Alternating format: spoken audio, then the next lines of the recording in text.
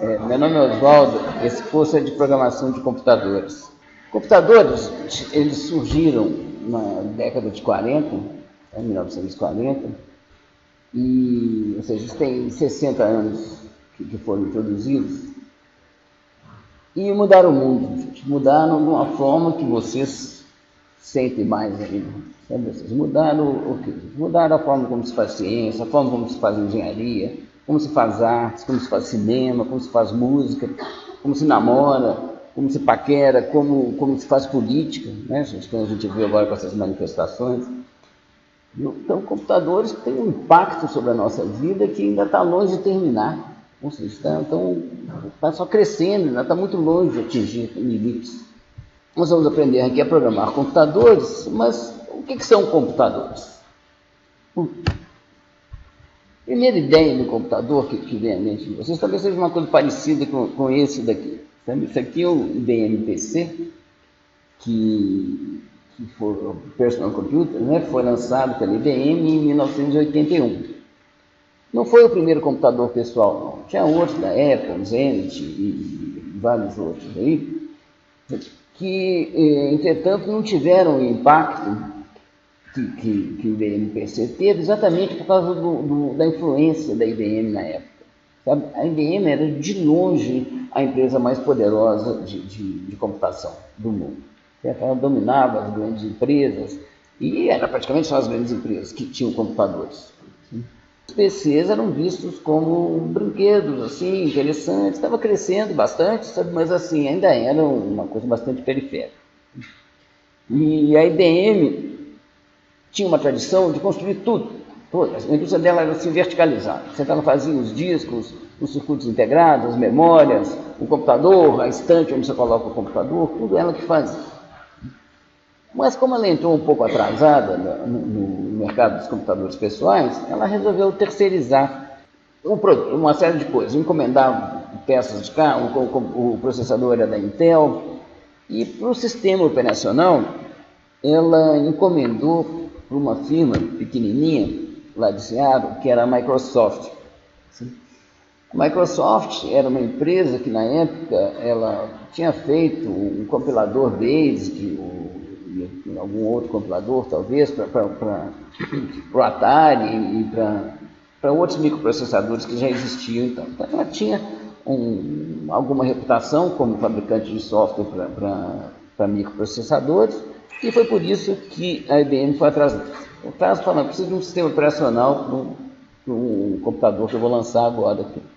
Bom, a Microsoft não tinha sistema operacional, mas ela negociou com esse Tim Patterson, que era você tinha uma microempresa lá em Seattle, comprou por $50 mil um sisteminha operacional que acabou virando o MS-DOS. Talvez vocês já tenham visto aí algum computador com o MS-DOS, que foi o produto que fez o sucesso da Microsoft. Alguns anos depois, a Microsoft, então, nessa época, ela tinha contratos da ordem de $200 mil por ano. Alguns anos depois, graças principalmente ao MS-DOS, a Microsoft tinha se tornado uma companhia maior que a IBM, e eu, numa entrevista do Bill Gates, disse que eles precisavam, numa certa época, aí, de vender por dia $15 milhões só para atingir o ponto de equilíbrio. Ou seja, ele tinha virado uma empresa enorme, era a maior empresa do mundo. Nessa época da entrevista, era a maior empresa do mundo. Hoje em dia a Apple é maior que a Microsoft, mas a Microsoft continua grande e maior que a IBM. Bom, eu estou contando essa história toda aqui para ilustrar como é difícil fazer previsões na computação. A computação evoluiu muito e a gente não consegue saber para onde que ela vai. Que o Tim Patterson tenha feito um cálculo errado, ele era um programador, um desenvolvedor, ele não era uma pessoa com noção de mercado. Agora a IBM dá um passo errado, vendo que ela assinou o contrato com a Microsoft sem uma cláusula de exclusividade.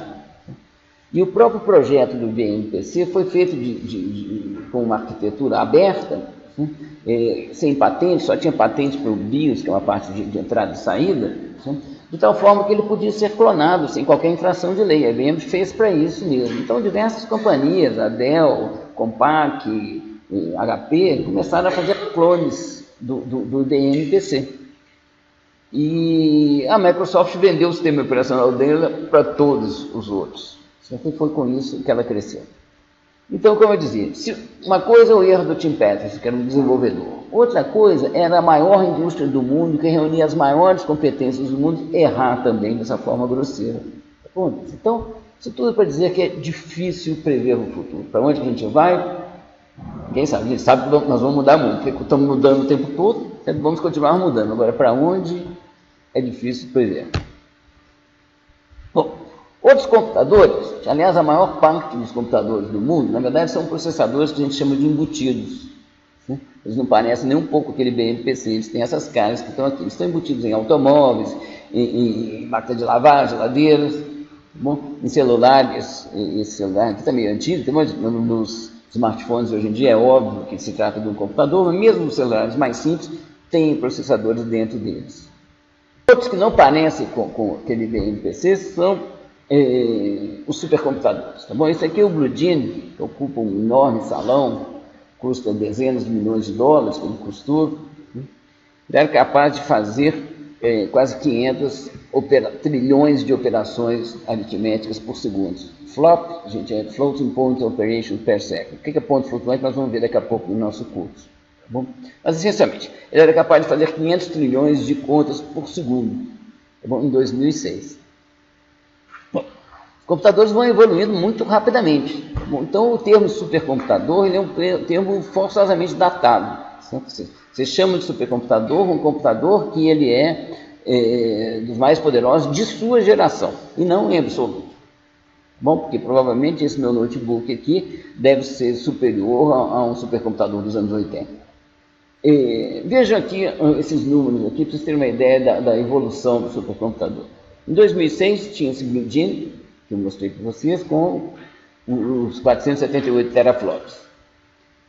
Em 2008 foi lançado também pela IBM, certo? Um outro que dobrou essa capacidade, atingiu 1 petaflops. Em 2010, tem esse chinês, Tianhe, não sei como é que pronuncia isso aqui, com 2,6 petaflops, ou seja, aproximadamente 5 vezes mais que o Blue Gene. E já vou pular para o último aqui, que é só lembrando que esse Titan Cray aqui é dos Estados Unidos, tá bom? Vocês reparem que os Estados Unidos figura aqui uma, duas, depois tem um chinês, depois tem um japonês, depois tem outro norte-americano, depois voltou a ser um chinês. Isso aqui é uma lista, eu vi numa listagem da organização Top 500, que saiu agora em junho. Esse daqui, então, ele é aproximadamente 66 vezes mais poderoso do que esse daqui. Isso de 2006 para 2013, gente. Tá? 7 anos. É muito pouco tempo para ter uma coisa 60 vezes maior. Vocês comparem com velocidade de carro ou coisa parecida, certo? Nada é 60 vezes maior do que uma coisa que era há 6 anos atrás. Então, computadores são muito diferentes, tá bom? Tem grandes, pequenos, tem uns que estão na cara que eles são poderosíssimos, tem outros que eles são frágeis e tudo. Mas computadores transformam a informação. A gente pega uma informação de entrada e muda por uma informação de saída. Todos eles têm a mesma capacidade de informação, a não ser uns extremamente pequenos. Sabe que nem merecia o nome de computador. Para chamar computador, ele tem que ser que a gente chama de Turing completo. O Turing, Alan Turing, esse que tem a foto aqui, ele foi um matemático inglês que ele trabalhou, decifrou códigos alemães durante a Segunda Guerra, ele era do serviço secreto britânico. Ele, antes dos primeiros computadores, ou seja, em 1937, ele concebeu um dispositivo teórico que é a capacidade de computação de uma pessoa com papel, anotando pilhas de papel, uma pessoa incansável com tantos papéis quanto ela precisasse. Tá bom? E esse modelo dele é um modelo que captura, até hoje, por tudo que a gente aprendeu, captura a noção de computabilidade. Todos os supercomputadores são limitados, eles não fazem mais do que esse dispositivo teórico que veio a receber o nome de máquina de Turing. Tá bom? E para você conseguir ter um computador capaz de fazer as mesmas coisas que a máquina de Turing, você precisa de muito pouca coisa. Um computador muito pequenininho consegue fazer as mesmas coisas que a máquina de Turing, dados os dispositivos de armazenamento externo suficientes. Então, você tem que encher de disco, fita, coisa por fora, sim, mas todos os computadores conseguem fazer as mesmas transformações de informação. Tá bom? O supercomputador, desse ponto de vista, ele não é mais poderoso do que o computador que está no seu celular. Mas, de outros pontos de vista, ele é muito superior. Porque a velocidade com que a informação é transformada determina quase sempre o valor dessa transformação de informação. Bom, o exemplo mais claro disso se você pegar um programa de previsão de tempo que roda no supercomputador do INPE, que tem lá em Cachoeira Paulista, esse que sai na Rede Globo de previsão de tempo, eu posso adaptá-lo, encher de disco aqui e colocá-lo para rodar aqui no meu notebook. Tá bom? Ele vai rodar. Só que ele vai terminar a previsão do tempo de amanhã. Se colocar para rodar hoje, para prever o tempo de amanhã, ele vai terminar essa previsão daqui a 2 semanas, quando a previsão não tem mais valor nenhum.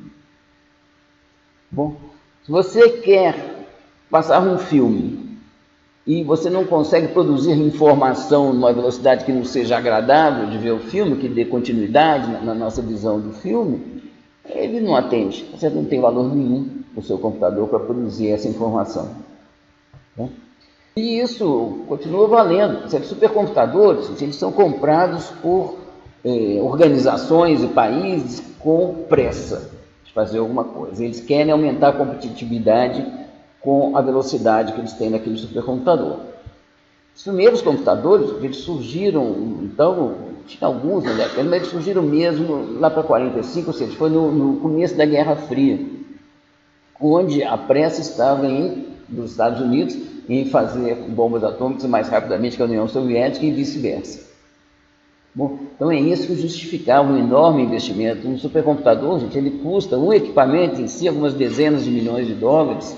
A manutenção, ou o tipo de pessoal que precisa para a operação, sai muito caro. Isso é muito caro. Deve sair nessas dezenas de milhões de dólares por ano, cada ano que você põe aquele supercomputador funcionando. E se você fizer as contas do número de operações aritméticas que ele faz por segundo, por dólar que você gasta, bom, esse computadorzinho aqui é melhor, tem uma relação melhor que a dos supercomputadores. Então, por que alguém compra o supercomputador? É porque tem pressa. Tá bom? Ou seja, a Airbus compra o supercomputador porque ela quer projetar o avião dela e lançar no mercado antes que a Boeing o faça. E a Boeing pensa do mesmo jeito. Então é por isso que eles compram supercomputadores, para se tornar mais competitivos. Bom, esse daqui, gente, é o ENIAC. O ENIAC, em 1946, tá bom? Ele fazia 385 contas, comparado com o nosso trilhão que a gente tem agora, ele era capaz de fazer 385 operações aritméticas por segundo. Uma carroça, tá certo? Uma lesma comparado com os de hoje em dia. Mas o fato é que se a gente pensar que o supercomputador é aquele que se destaca em sua geração, ele era 1000 vezes mais poderoso que qualquer outro meio de se fazer cálculos da época. Certo? Vocês pensam que ele estava concorrendo, era com máquina de calcular, daquela você bater e fazer assim com a alavanquinha. Ele foi um avanço enorme, e a finalidade dele era exatamente fazer cálculos de balística. Certo? Era tudo para o Departamento de Defesa americano que financiava esses grandes computadores. E ele tem ainda um ponto de interesse, que os outros computadores, que a gente continua empregando o termo, mas eles não eram Turing completos. Eles não conseguiam fazer tudo que uma máquina de Turing consegue fazer, não, os predecessores do ENIAC. O ENIAC foi o primeiro computador efetivamente programável, no sentido de ele consegue fazer qualquer transformação de informação. Pode demorar, mas ele consegue fazer qualquer um. Certo? E é totalmente flexível, você muda o comportamento dele, mudando o programa. Aqui mais um argumento aqui, para vocês verem a importância da computação. Bom, isso aqui também é dessa lista Top 500 aqui, ó, é top500.org, vocês podem achar aí na internet. Bom, de 6 em 6 meses, então, eles publicam uma lista com os 500 computadores mais poderosos do momento, e eles fazem também algumas análises bem interessantes lá. Certo? Uma delas é essa aqui. Vocês vejam aqui ó, a fração dos Estados Unidos, 55%, e vejam os outros que ocupam uma fatia dessa pizza aqui de algum tamanho razoável. Tá bom? Todos são países competitivos econômica e ou militarmente. Tá bom? Ou seja, a correlação do poder de computação com a competitividade é muito clara. Esse aqui, gente, é um desenho do Blue Jean. Como que ele é feito? Aqui, ó, são aqueles caixotões que estavam ocupando aquele salão. Tá bom? Cada caixotão desses aqui tem dentro várias estantes dessa aqui que a gente chama de rack. Cada rack tem 32 placas com nós. Tá bom? Cada nó, cada placa de nó aqui, tá certo? Ele tem 32 processadores, tá bom? E placas de computação. Cada placa de computação tem 2 processadores, tá bom? Cada chip desses, o chip é o processador, tá bom? Cada chip tem 2 processadores lá dentro, tá bom? E se vocês pensam que a coisa termina aqui, tá certo? Nessa parte menor aqui, isso aqui é uma fotografia de um outro circuito integrado, que é o i7, é o Intel i7, foi o que eu achei, tá? Não é o mesmo que é usado pelo Blue Jean, tá? Mas vocês percebem aqui, gente, que isso aqui também tem uma organização interna complexa. Voltando aqui, ó, você tem uma coisa que você tem módulos que são compostos por submódulos, que são compostos por submódulos, que são compostos por sub alguma coisa aqui, e isso continua nesse nível aqui de circuito integrado. E continua também na programação desses computadores. Você tem módulos que são dentro de módulos, que são dentro de módulos. Certo? Se a gente fizer um zoom na direção contrária, todos os computadores do mundo praticamente estão ligados pela internet agora. Isso aqui é uma visão artística, né, do que é a internet, mas dá para a gente ter uma ideia de que você tem milhões de computadores, centenas de milhões de computadores interligados. Vocês imaginam o que é essa complicação, gente? O que tem nisso daí? Porque você tem satélite, fibra ótica, computador, memória, disco e muitos por aí, certo? Cabo, rede, TV, tudo isso está misturado, gente. Rede de telefonia celular. Tudo isso está misturado, e tudo isso dá um problema ou outro, gente, mas funciona.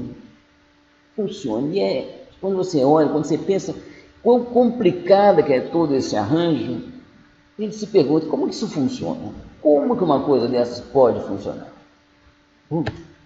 E a resposta está nisso aqui, que é um pensamento onipresente na computação, que é o uso de módulos.